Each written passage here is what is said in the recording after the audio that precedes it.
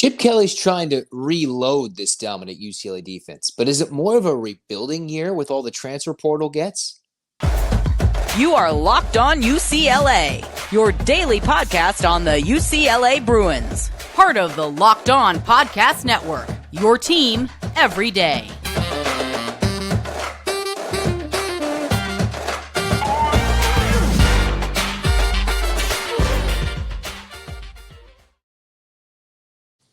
Welcome, everybody, to this edition of the Locked On UCLA podcast. I'm your host, Zach Anderson-Yoxsimer. Thanks for making this show your first listen each and every day. It's free wherever you get your podcast, and it's available on YouTube. Like, comment, subscribe, review. Thanks for your support. If you're an everydayer, we've talked some UCLA hoops, the men and the women having great wins, and also some crushing heartbreak close losses at the end. And then, hey, football continues to develop the staffing. They continue to get commits, and now I know who the latest commit is as we get this episode started about UCLA's defense and then an overall look at the transfer recruiting class for UCLA this year. This episode is brought to you by FanDuel, and you can make every moment more. Right now, new customers get $150 in bonus bets guaranteed when you place a $5 bet. Go to FanDuel.com/lockedon to get started. All right, so where are we going with this? Chip Kelly is obviously known in this day and age with what UCLA does with their high school recruiting, despite the official hiring of Darren Uscher, posted by the UCLA account. The release is out.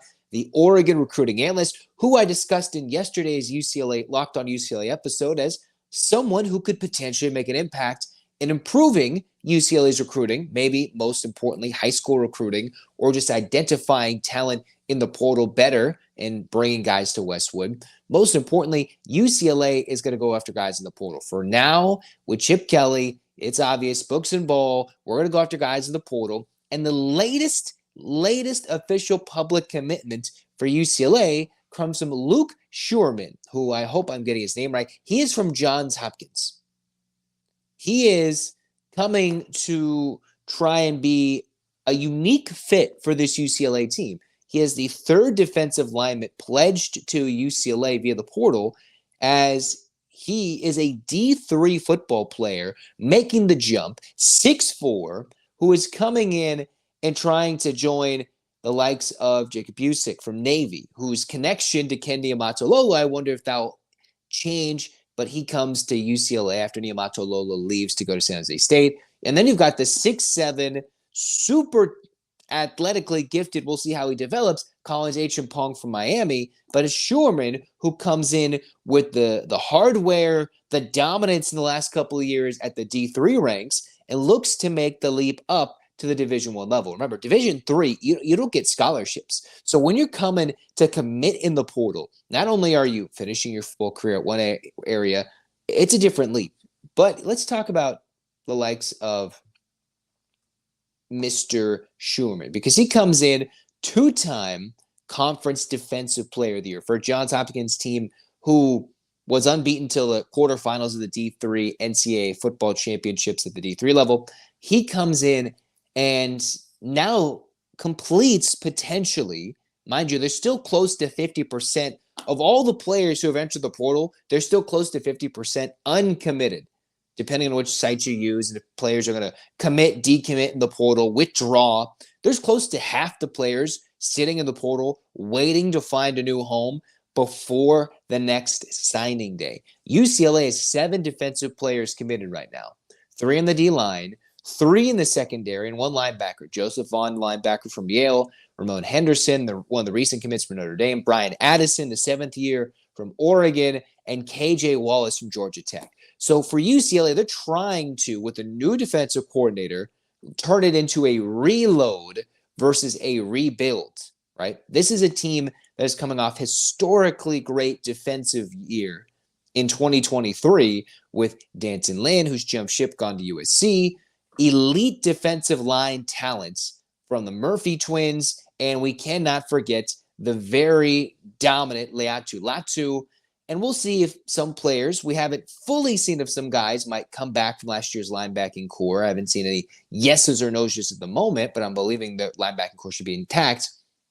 We've got a secondary that was ripped away from graduation, NFL draft, and the likes of transferring to USC with Humphrey, and then you had Kamari Ramsey leaving.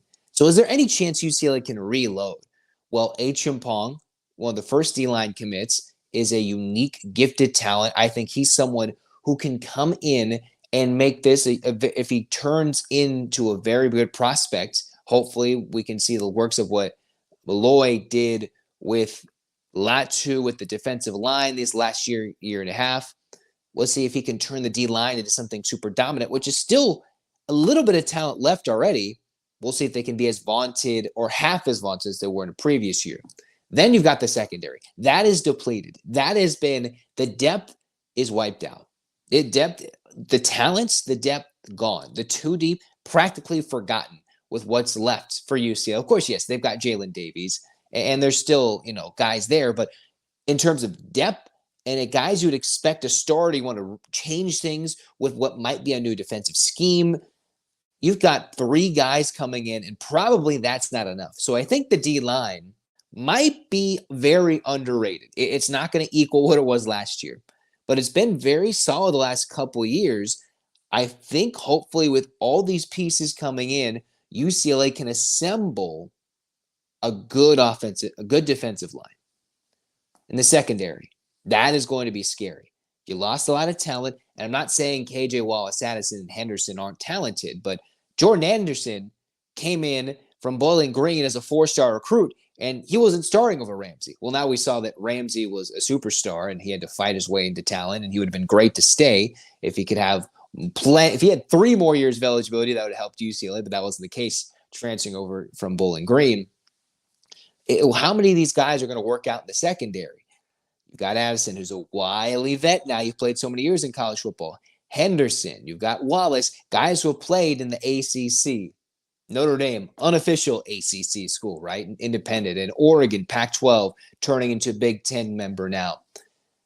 UCLA can try and hopefully with what they've got left in the linebacking core, in the linebacker room, with what they're trying to build off with the defensive line, can plug and play just enough in the secondary to make this a useful unit. Now, what does the analytics say? Basically, the rankings. What does everybody say?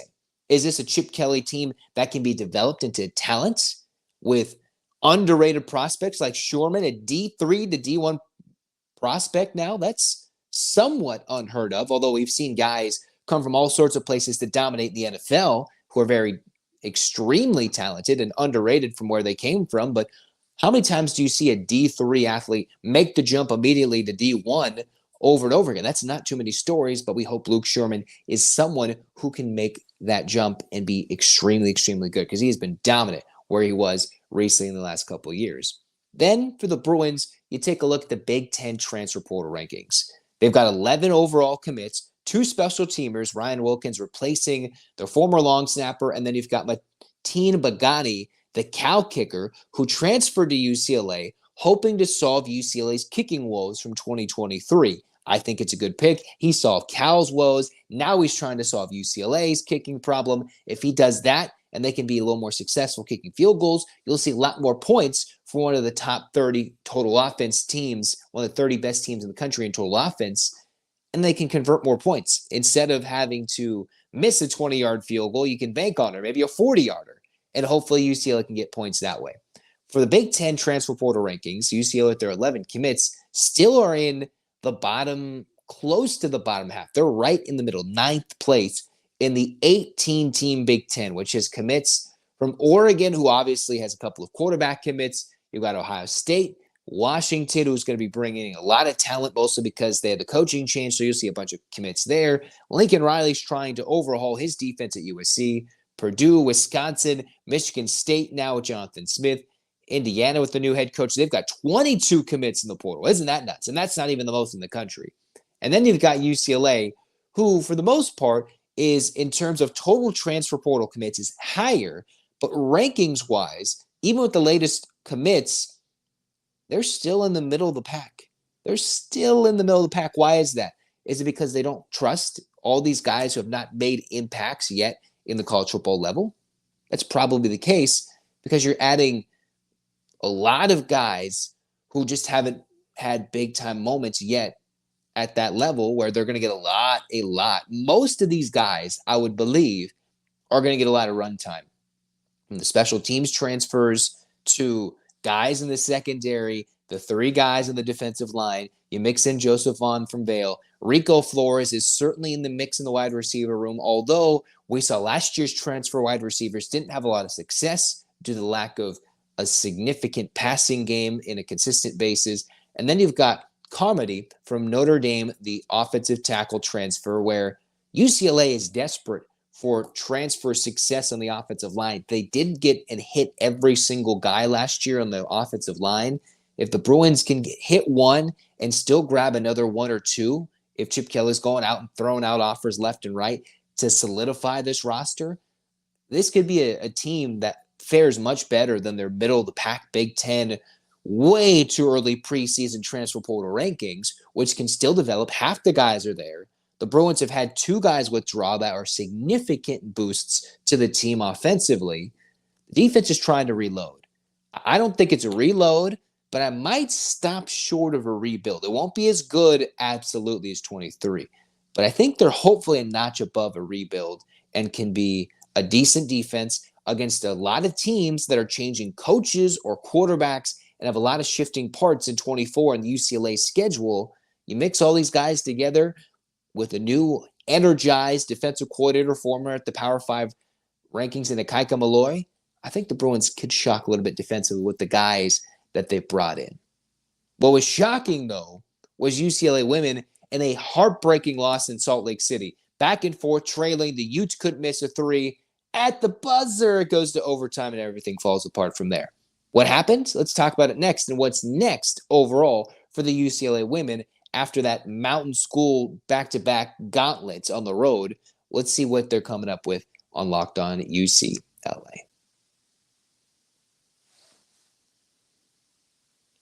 All right, we're closing in on the big game. The NFL regular season's wrapped up. Practically most of the postseason wrapped up, but there's still time.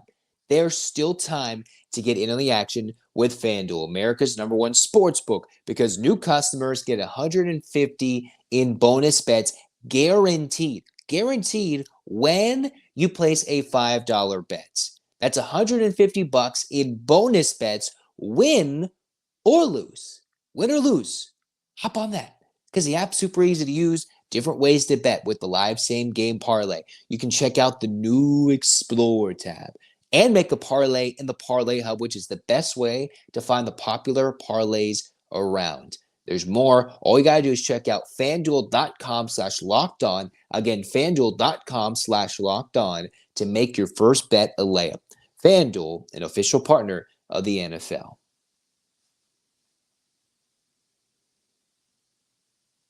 All right, second segment here on Locked On UCLA. We're talking UCLA women's hoops because they were so close to sweeping what is arguably the toughest 3-game stretch in a non-tournament scenario in the country.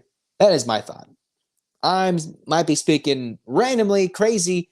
I would be hard-pressed to find a preseason top 10, and probably more like a top 10 Utah team. A top 3 Colorado team who defeated and destroyed the recent national champions to start the season.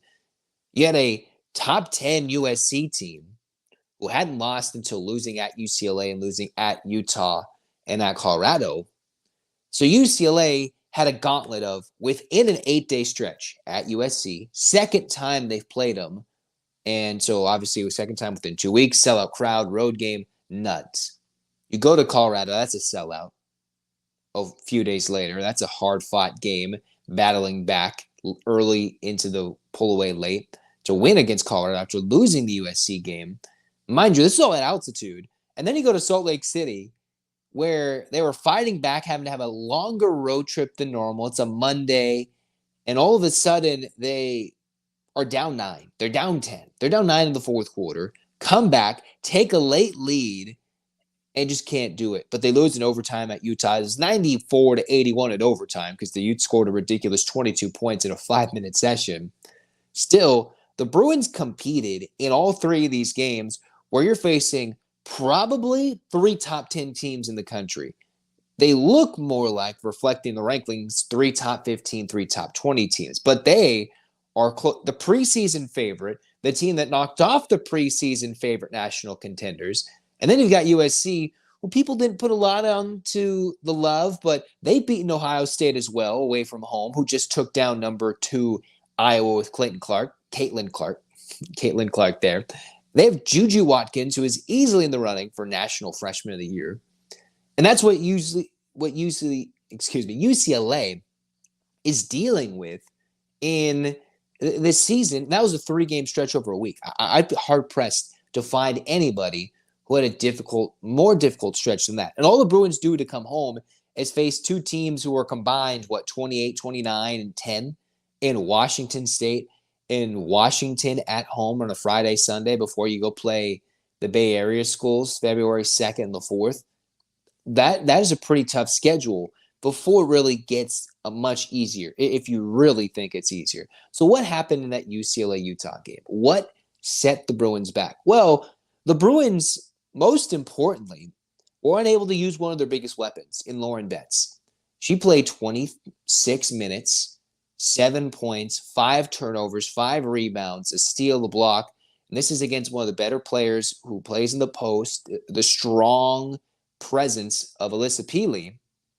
And overall, the Bruins just could not find a way to get most of the Utah Utes stopped from shooting. And Betts did not have her signature game. She had 6 shots. She almost had more turnovers than shots, which is usually not the case. She's averaging like 20 and 15, right? In reality, she's not, but she's basically averaging a double-double, putting in a bunch of points, getting rebounds. And now teams are finding game plans to stop the entry passes, finding a weakness. And most importantly, the Bruins couldn't get it to Betts. Where are the problems there? Well, UCLA turned it over 18 times.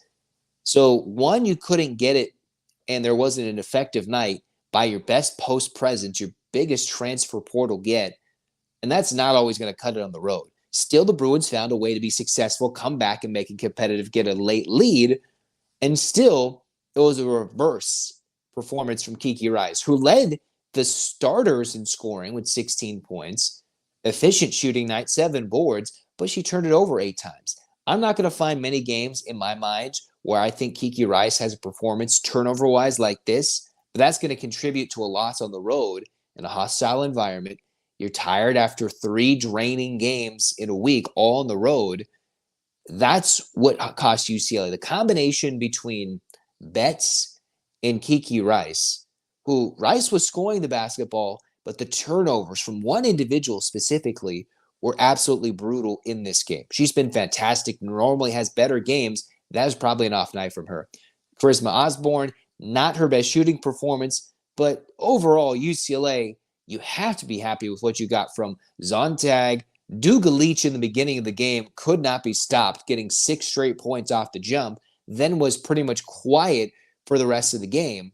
And after that, it was all Gabby Jaquez. 21 points, couple of steals, 6 rebounds, clutch buckets left and right, missing a shot, following it up, putting it up, everything in between. Gabby Jaquez was a superstar off the bench for the Bruins in this game, leading them with 21 points, helping spark a big comeback where UCLA was down 10, only to come back, outscore the Utes by 9, even though they gave up a late layup basically at the buzzer to send this game to overtime where they could have stolen in Salt Lake City. These two teams are very good. The Bruins could have won this game, maybe should have won it in regulation, but Utah played probably a better overall game, playing just energy-wise despite a near late collapse. The Bruins show the heart and the fortitude of a champion, playing away from home against a very, very, very good Utah team who is, in my mind, better than the 14-5 record that it says 4-3 in Pac-12 play. All their losses, other than one, have been away from home against top-tier teams in the country, like the elite of the elite. And they've now beaten 2 elite teams in a row. The Utes have, in front of a rocking crowd at the Huntsman Center. The other thing, Utah could not miss from 3. They averaged like 87 points per game. And if you're allowing a team to knock down just about every clutch 3, 13 threes and 28 attempts, their worst shooting quarter was the fourth quarter, where they went 3 for 14, leading the Bruins to come back. They had 2 field goals leading into the final second of the game before that layup tied it up. But it just seemed like every 3 was a clutch dagger, or every bucket was at the end of the shot clock, nailed by Peely. Kennedy McQueen hit a few 3s. Deja Young, and then Maddie Wilkie, my goodness, just chucking it up, buzzer-beating 3s. They were just launching from all over and could not miss. Those 3-point shots, crazy. And one of the things that they did not do was miss free throws. They went 23 for 24, the team's best free throw shooting performance in a game this season with that many free throws. Now, the Bruins obviously contributed to all those free throw attempts in overtime. 16 of their 24 free throws for Utah came in overtime, but to their credit, the Bruins said, all right, we're going to hack a Ute, and the Utes did not miss, right? It obviously depends on who's taking the free throws. Peely, 8 for 8, McQueen, 6 for 6, and Vieta, who was 5 of 6. When you're getting players who aren't missing and they're putting the balls in the best free throw shooters' hands, obviously that makes an impact, but they were making their shots. They were able to hold off this strong UCLA run in the fourth, and they made their free throws, and they made their 3s. All that to say, the Bruins put in a good effort, but turnovers killed them. Even though they were even in the turnover margin, both teams had 18 turnovers. The Bruins had a slight lead in points in the paint, but you cannot overcome a strong contender hitting close to 50% 3s in a true home game. That is not going to win you a game in the tournament. And even then, the Bruins still, Cori Close's bunch, still almost got it with a quiet game from London Jones, Lauren Betts, Kiki Rice turning it over, and they almost went on the road and won it. Think about all the things that went wrong and how they still almost got a win. They still almost swept the toughest 2-game road trip one arguably has to play in the country at altitude, right? And that's a week after playing in front of a sellout crowd at USC. There'll be better nights. There's not every night where you're going to see an 8-turnover performance from one player, 5 from another. Those are your 2 best players. Obviously, the Bruins can game plan. And what's important to see for UCLA as they head into this Washington State stretch at home, get comfortable playing at home at Pauley Pavilion. Hopefully, let's get some fans in there, get this team riled up to go get some big-time dubs, because then it's going to get tougher going back to the Bay Area and wanting to get some big games. Because the Bruins, they get to play Colorado and Utah at the end of the season, end of February, right? It's a Thursday, Monday. It's the reverse. So UCLA plays Utah on a Thursday, and then Colorado on a Monday, almost 4 days later, in a weird, wacky schedule that the Pac-12 created for the Pac-12 women. And they get to play Utah February 22nd, Thursday night. That's a huge game. And then Monday, February 26th against Colorado. I can't wait to see the rematch and what UCLA starts to do against these teams they're facing for the second, maybe later in the season, 3rd time this year, what the adjustments are made. How do they get Lauren Betts more involved against the Utes? How can they be a bit better against Colorado, be more efficient? How they not turn it over against the Utes, right? Kind of splitting those 2 games. Can they, 1, beat Colorado and sweep them? 2, will they play Utah and get the job done at home after a tough Oregon trip with less time to recover than normal, from a Sunday afternoon trip in Oregon to a Thursday night home game against Utah? That'll be a tough end of February schedule. Nothing is going to compare to the toughest part of the schedule, which is and always will be the one they just completed at USC, at Colorado, and at Utah. The Bruins unfortunately went 1-2. The number 2 team in the country curse apparently continues after seeing Iowa lose. You saw NC State, number 4 team in the country, lose. Colorado lose. All these teams in the top 5 were losing. And that's how much parity there is in women's college basketball at this stage of moment, which makes it exciting. And you still should be, despite this loss, confident in this UCLA women's team to go deep in the tournament. Keep it going, get the job done, and find ways to be more efficient in clutch moments, which the Bruins were, but for a full 40 minutes. So you don't need a 10-minute dash to the end to sprint to beat a team that was close to dominating for 30 minutes. Not dominating, but making every play possible to keep the Bruins at bay. So we can't wait for that to grow and develop. Speaking of grow and develop, how is UCLA going to grow and develop their Big Ten membership, right? Where are they going to come out of it? Well, obviously, they have a huge department deficit in the athletic department, which is stretching to nearly double what it was 4 to 5 years ago, reading an article from the LA Times. And let's kind of reset why UCLA specifically is heading to the Big Ten. Cronin's already talked about it. Chip Kelly's thrown his thoughts on how to fix football and every other sport. Let's kind of go back to basics as to what are the specific financial rigors for UCLA currently and why the Bruins could and still might have Chip Kelly, why the Bruins struggle to get guys as opposed to other universities and other college towns that are throwing gobs and gobs of money in their NIL to other places as opposed to what the Bruins are facing in Westwood, deficits, and what's going to come in Big Ten life. Next on Locked On UCLA.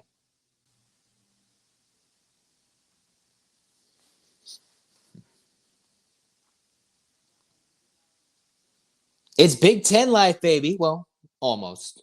We're not there yet. Soon in July or August of 2024, UCLA will be an official Big Ten member. Some sports are already reflecting those Big Ten rankings, like the football team with preseason rankings. Think about soccer and all the fall sports, looking towards Big Ten life and scouting and preparing and getting ready for all the cold weather games they're going to have to play and the extended travel the football team's going to have, which is going to play into what UCLA's deficit is and what's going to offset all the Big Ten media revenue that they could get. But yet, UCLA released what the deficit was. I'm reading the LA Times article written by the great Ben Bolch, who always does a great job, and just kind of outlining what UCLA is dealing with. A deficit of $36.5 million for the 2023 fiscal year. All right. So now their deficit stretches even bigger. It's growing, and so is the length of time they've been in the red. Close to $19 million in 2019. COVID happened, so everything starts getting strained and stretched even more in 2020 to $21.5 million. These are a little off, all right, $21.7 million. And then all of a sudden to $62 million, $28 million in 22, but they're still in the red, right? From what they were in 21, way in the red, to now 36. So it's doubled from 4 years ago. It was $62.5 million in 21, but obviously where it is, technically over a period of time, it looks like it's doubled, and they're still not getting better as it was to 2019, but if you go from a year-to-year growth, maybe a little better. Yet, here we are, UCLA moving to the Big Ten. What's going to change? You have a $36 million deficit, roughly. Going to Big Ten country in August, the estimated annual media rights payments, 65 to 75 million. Annual media rights payments, 65 to 75 million. That is why the Pac-12 is dead. You see that number? Because nobody wants to give some love to the West Coast, because money and everything pulling, and we love Pac-12. We spent this whole year talking about the national media. I love the Pac-12 and what was the Pac-10 before that. About, we miss late night after dark, Pac-12 after dark. They look at these. Why do we spend a whole year missing it when they're also the reason it got pulled away, right? Deficits and everything, but $65 to $75 million UCLA could not turn down. Even if they're going to have to waste $10+ million and more on the academics, the mental health, the nutrition, the extra charter flights, the extended flights, the hotel stays, the food, everything, which falls under nutrition, and not even the injuries and the athletic trainers, all that's going to be close to what this article says from Ben Bolch as nearly $10.5 million to just enhance what they're already doing. And yet here UCLA is, they couldn't turn it down. And the annual joke, which has been since the UC Regents, remember we were talking in 22 about all the UC Regents meetings, which yes, no, maybe so, UCLA couldn't go. Now they can, they will, and it's going to happen. But the Berkeley tax, the Cal tax, which could be about $2 to $10 million if it's actually imposed, which is dumb because now Cal jumped ship and went to the ACC, which they're going to get a reduced rights deal because they've all negotiated these new TV rights deals before the teams jump ship and go to new conferences. And so it's estimated what UCLA is going to receive.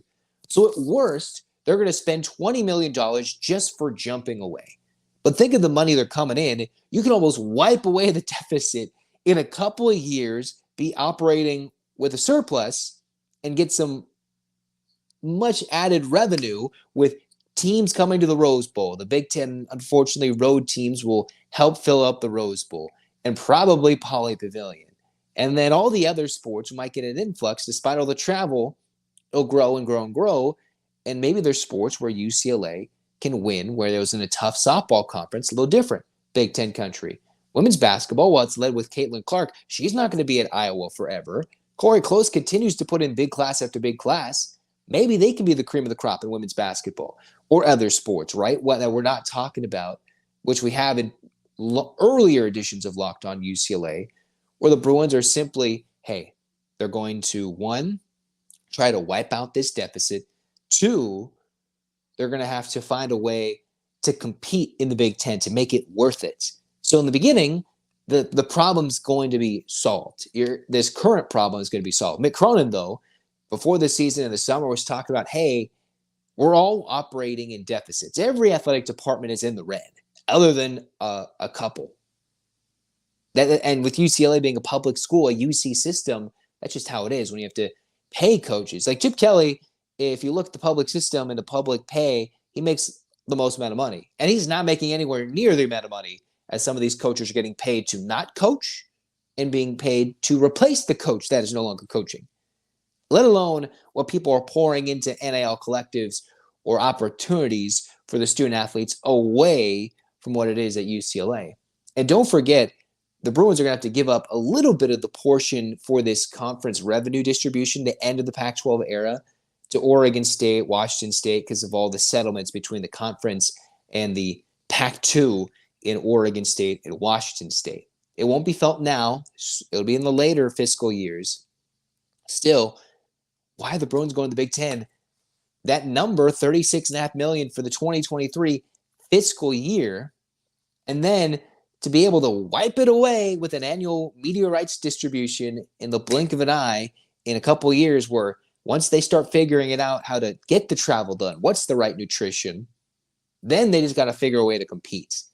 Hopefully within 3-ish years of full Big Ten membership, UCLA's athletic department will have figured it out. I know there's been a huge shift in what I think public favor has gone to Martin Germans, especially the loud, what could be determined as the vocal minority for UCLA's athletic director, with the frustration, of course, with Chip Kelly. We're all frustrated with that situation, with the lack of growth and everything going with everything else.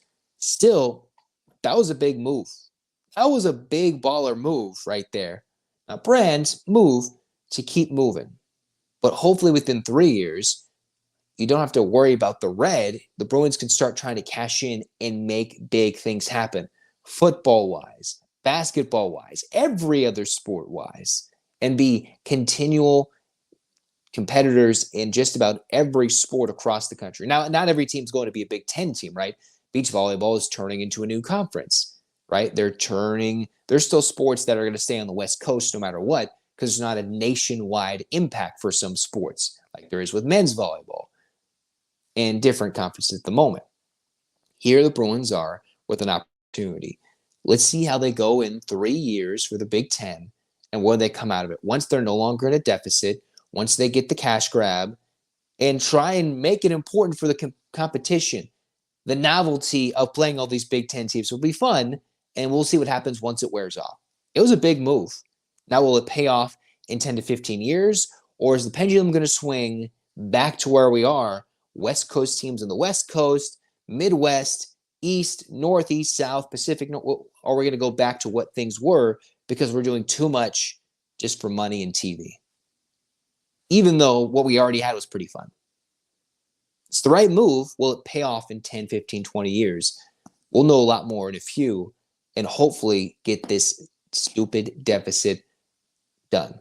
Knock it away. All right. Speaking of knock it away, knocking it out this Locked On UCLA episode. Thanks for your support. We're going to talk some UCLA men's hoops. We're going to go deeper into the full UCLA recruiting class. And hey, maybe it's a double boom day. Maybe there'll be craziness that we don't even know what happens for this UCLA week, which is why you should hit that subscribe button, like, comment, support, review, and hey, maybe a thumbs up if you're feeling so nice, or thumbs down if you just are tired and think I have a bad haircut. All right, hands up, Bruins fans. 8 clap time, baby. And 1, 2, 3, 4, 5, 6, 7, 8. UCLA. UCLA fight, fight, fight. This has been Locked On UCLA. I'm Zach, signing off saying, go Bruins.